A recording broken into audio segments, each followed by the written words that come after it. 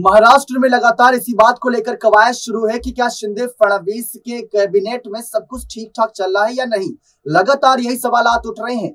20 मंत्रियों का कैबिनेट विस्तार यहां पर कह सकते हैं पहला जो था वो देखने को मिला था जब मुख्यमंत्री के तौर पर एकनाथ शिंदे ने शपथ ली और उप मुख्यमंत्री के तौर पर देवेंद्र फडणवीस ने शपथ ली। तब देवेंद्र फडणवीस को बड़ा झटका लगा था क्योंकि उनके हाथ से सीएम कुर्सी गई थी और उनको डिप्टी सीएम पद से यहां पर संतोष करना पड़ा। लेकिन इस वक्त सबसे बड़ा सवाल यही है कि कहीं ना कहीं जिस तरीके सवाल उठाए जा रहे हैं फडणवीस की तमाम भूमिकाओं को लेकर कि क्या फडणवीस की वजह से शिंदे के बागी विधायकों के बीच लगातार तकरार है, क्या फडणवीस के तमाम फैसलों पर शिंदे के विधायक सवालात उठा रहे हैं।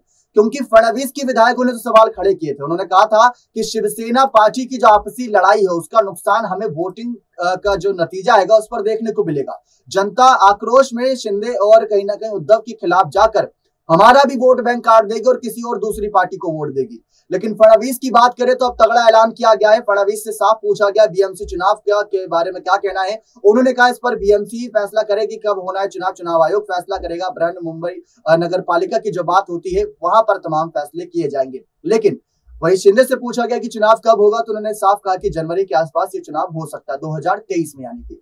लेकिन सवाल ये बहुत बड़ा है कि कुछ जगहों पर शिंदे फडणवीस साथ मिलकर चुनाव लड़ेंगे और कुछ जगहों पर बीजेपी यानी कि फडणवीस की सेना अकेले ही चुनाव लड़ेगी। राज ठाकरे को भी अपने साथ जोड़ने की कोशिश है ताकि महाविकास आघाड़ी सरकार तो उन्होंने गिरा दी, लेकिन बीएमसी चुनावों में जो उद्धव ठाकरे की शिवसेना का दबदबा रहा है उसको कैसे यहां से मिटाया जाए। क्योंकि पिछले कई दशकों से शिवसेना की यानी कि लगातार सक्रियता रही इन बीएमसी चुनावों में और फडणवीस को वो खत्म करना और टारगेट अमित शाह ने 150 का दिया हुआ है। अब देखना यही दिलचस्प है कैसे फडणवीस उस टारगेट को पूरा करते हैं, क्योंकि कई जगहों पर अलग उतरना, कई जगहों पर शिंदे के साथ उतरना इस बात की ओर संकेत करता है कि कहीं ना कहीं शिंदे और फडणवीस के बीच सब कुछ तो सही चल रहा है। लेकिन जो एक रिपोर्ट सामने आई थी वही बार बार जहन में याद आती है कि शिंदे का इस्तेमाल सिर्फ और सिर्फ बीएमसी चुनाव तक रहेगा। अगर बीएमसी चुनाव में यहां पर कह सकते हैं फडणवीस ने जीत हासिल कर लिया, फडणवीस शिंदे ने जीत हासिल कर ली तो शायद एकनाथ शिंदे की जरूरत उतनी ना पड़े फडणवीस यानी बीजेपी को, क्योंकि शिवसेना को पूरी तरीके से खदेड़ देना है महाराष्ट्र से। पहले तो महाविकास आघाड़ी सरकार गिराई, उसके बाद अब बीएमसी से पत्ता कट जाएगा और उसके बाद आने वाले कह सकते हैं लोकसभा चुनाव में भी बड़ा झटका देंगे। वहां पर मिशन 48 भी रखा गया है। तो ये अगर सच होता है तो कहीं ना कहीं फडणवीस भी शिंदे को बड़ा झटका देने के लिए तैयार है, लेकिन ये सिर्फ और सिर्फ कयासों के आधार पर कहा जा सकता है।